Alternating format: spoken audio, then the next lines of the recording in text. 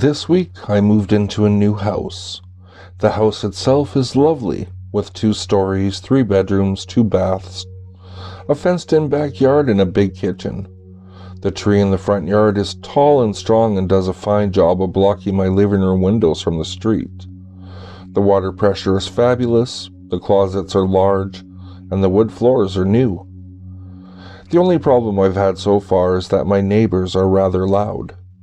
Our houses connect on one side, so we share a living room, bedroom, and kitchen wall. All day long, I can hear them banging around their kitchen, watching loud movies, talking, and their small child crying. It's a bit trying, but nothing I can't live with, I suppose.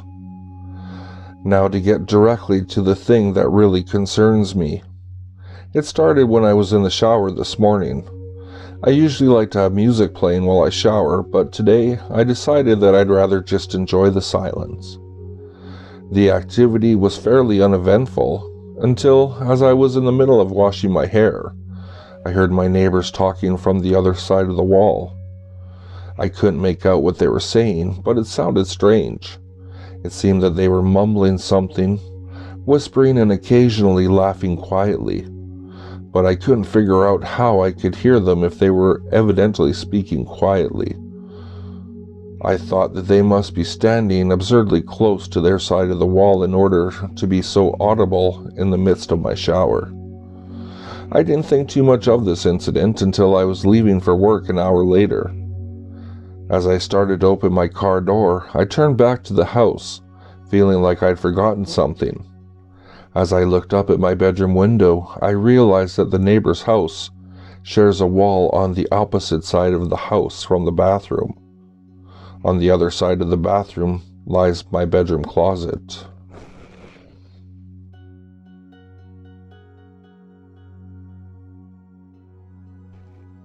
"Where are you?" I scream, panicked.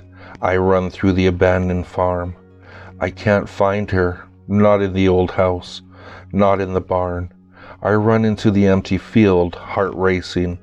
As I scan the area, I run into a mound of dirt and trip, sprawling to the ground. Getting up, it hits me. Abandoned farm. I tripped over freshly tilled earth. Crouching down, I start frantically clawing with my hands, scooping handfuls of dirt, and I hit something hard. It was wood.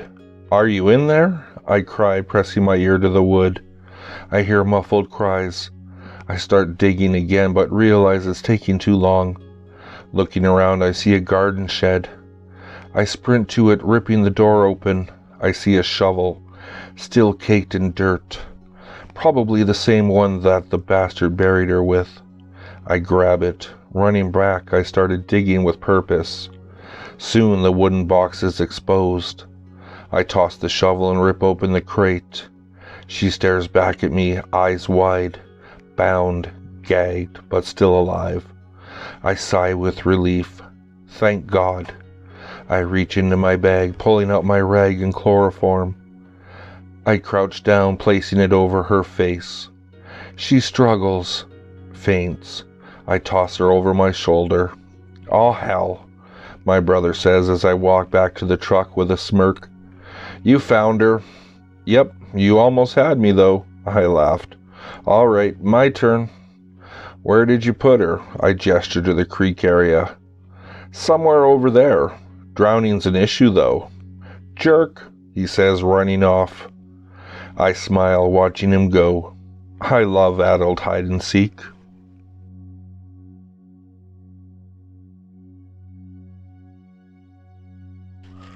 Late one night, my mother was driving down a lonely country road. She had her headlights on, illuminating the road ahead of her, and there were cornfields on both sides that seemed to stretch forever. All of a sudden, she saw something lying in the middle of the road. She slammed on the brakes and screeched to a halt. Staring out through the windshield, she could see the body of a man lying in the road. She couldn't see his face, but it looked like he was hurt. She was about to get out of the car and see if she could help him, but at that moment the hair on the back of her neck stood on end and the alarm bell sounded in her head. Something just wasn't right. Her instincts told her to stay in the car. She decided to drive around the man and stop in the next town to call the police. The road was very narrow, and to get past him, she had to drive up onto the edge of the cornfield, crushing the stalks of corn. As she was driving away, my mother looked in the rearview mirror and saw the man in the road get up to his feet and run into the cornfield. Terrified, she kept driving and didn't stop until she reached the next town. She found a payphone and called the police and told them what she had seen. A minute later, 2 officers pulled up in a police car. They followed her back to where she'd seen the man lying in the road.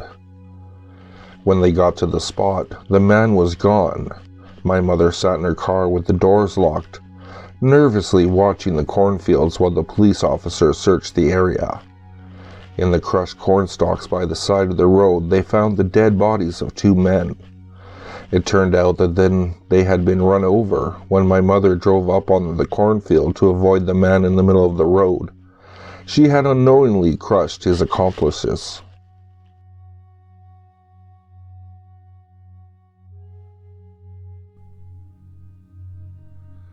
There was a single mother who had 3 daughters.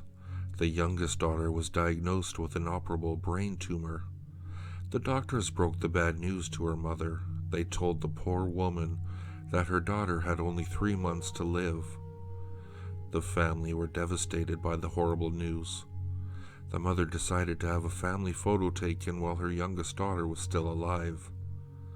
That way, they would always have something to remember her by. They hired a professional photographer to come and take the photo. The family posed with the youngest daughter sitting in the middle of the picture, and her mother and the oldest sisters arranged around her. Afterwards, they had it framed and hung it over the fireplace in the living room. 3 months later, the youngest daughter died in hospital. Her mother and her 2 sisters were at her bedside when she passed. The funeral took place 2 days later. After the funeral, the mother was sitting in the living room when she happened to glance up at the family photo over the fireplace. She was horrified to discover that her daughter's face in the photo was shifting and changing. It looked distended and deformed, almost demonic. They brought the family photo to the professional photographer and complained. He said he had no explanation for why the photo would suddenly change, making the dead child appear so grotesque. The mother was at her wit's end. She took the family photo to a psychic and begged the psychic to tell her what was wrong. The psychic took one look at the family photo and recoiled in horror. "I'm sorry to have to tell you this," said the psychic. "Unfortunately, your daughter fell into hell."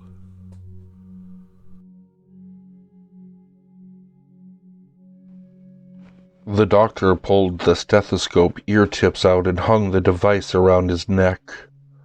"Mr. Weatherby, all your tests have come back negative, and my examination shows nothing abnormal." Adam knew what was coming next. "I'm not crazy, doctor.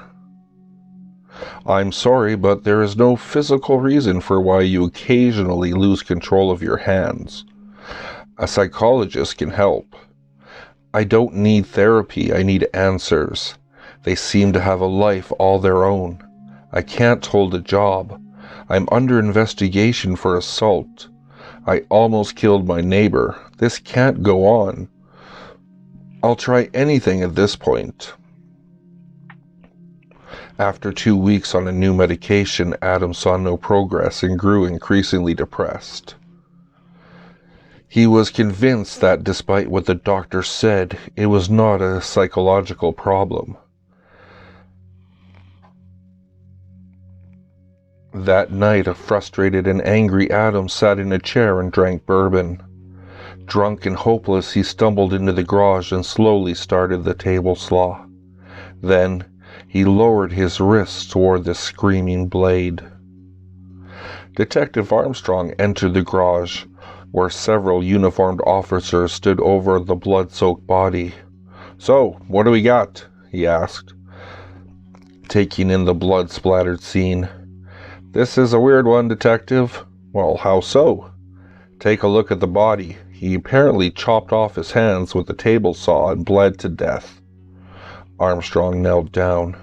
And we can't find his hands anywhere.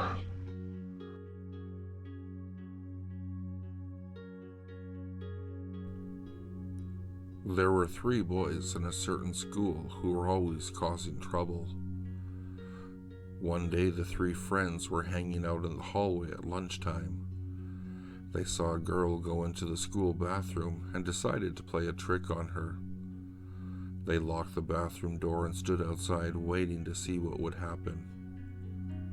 A few minutes later they saw the doorknob turn, then it began to rattle. They heard the girl's voice calling out. They chuckled and didn't answer her. She began knocking on the door and begging to be let out.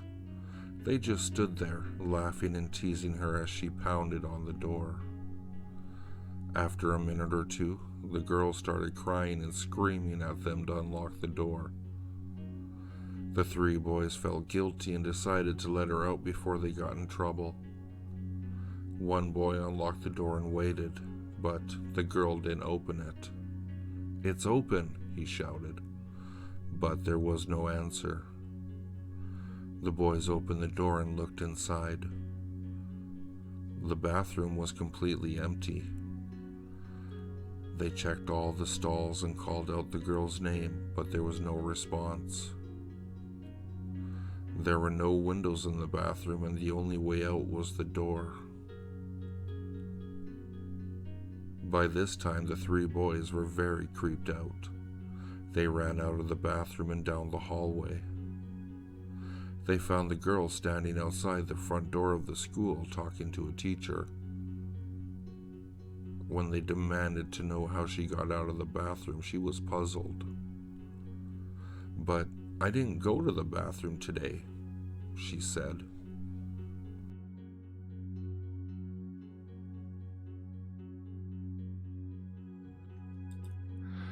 In winter of 1944, with overtaxed supply lines in the Ardennes, a German medic had completely run out of plasma, bandages, and antiseptic. During one particularly bad round of mortar fire, his encampment suddenly became a bloodbath. The survivors claimed to hear above the screams and barked commands of their lieutenant, someone cackling with almost girlish glee. The medic made his rounds during the fire in almost complete darkness, as he had so many times before, but never this short on supplies. The bombardment moved to the other ends of the line. Most men dropped off to sleep in the still dark hours of the morning. New Year's Day, 1945. The men awoke at first light with screams. They discovered that their bandages were not typical bandages at all, but hunks and strips of human flesh. Several men had been given fresh blood transfusions, with no blood supplies available. Each treated man was almost completely covered, head to toe, with the maroon stain of blood. The medic was found, sitting on an ammunition tin, staring off into space. When one man approached him, tapped him on the shoulder, his tunic fell off to reveal all skin, muscle, and sinew had been stripped from his torso, and his body almost completely dried of blood. In one hand was a scalpel, and in the other, a blood transfusion vial. None of the men treated for wounds that night in that camp saw the end of January 1945.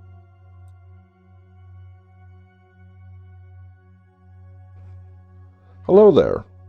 It's funny how after all this time, I still don't know your name. But it doesn't even matter anyway, as long as I know you. Yeah, I know you seem confused right now. I know you enough to tell you this message will give you a reaction like that, but you shouldn't be. Well, at least not for long. You see, I was with you this whole time. I was right next to you for the last few years or so. I was watching you sleep, Heard you talk with your friends, and I know what you had for lunch, usually every day. You almost saw me quite a few times. I had to hide from you a lot. You know that time when you felt someone behind you, and just as you turn around to look, no one was there? Well, there was. You only didn't see me.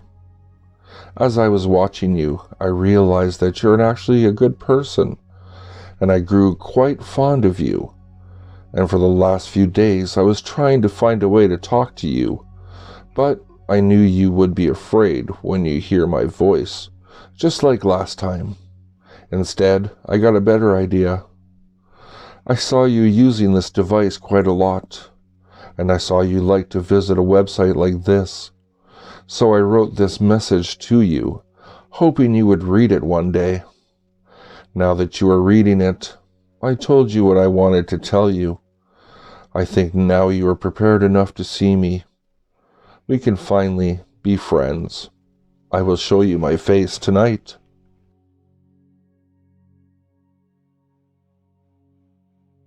Please, I am literally begging you, I say, but the executioner only sighs and gives me a truly sorrowful look as he slides the IV into my arm. The chaplain sits beside me. Once he pushes the button, the drugs will be administered in quick succession. Unconsciousness will occur in roughly 30 seconds and death soon after that, he explains. Even though I have heard it so many times before already. Any final words? Just again, I beg you not to do this, I say. The chaplain nods sadly, sorrowful that I did not face my executioner with a clean conscience. That's the thing, though. I haven't murdered anyone. It's been this way my entire life. I don't know why, but whenever I would accidentally hurt myself, others near me would receive the wound. Once I got a paper cut in class that caused the 3 people around me to bleed from their fingers. In high school, I was in a car accident, and even though my side of the car was hit, my girlfriend developed a broken leg. I'm always very careful. I take care of myself, trying to stay in the very best of health. But when I was mugged by that trio and he shot me in the face, their faces exploded, not mine. And when the cops came, they found me kneeling beside their bodies, trying to figure out what to do, and stupidly holding their gun. Around 30 seconds after the execution started, I see both the executioner and the chaplain fall to the floor with a hard thump. I begged you, I repeated sadly.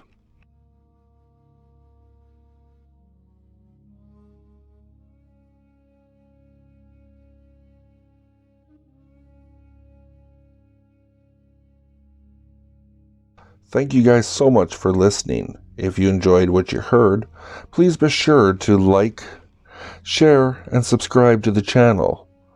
But I've been just plain creepy, and I'll catch you in the next video.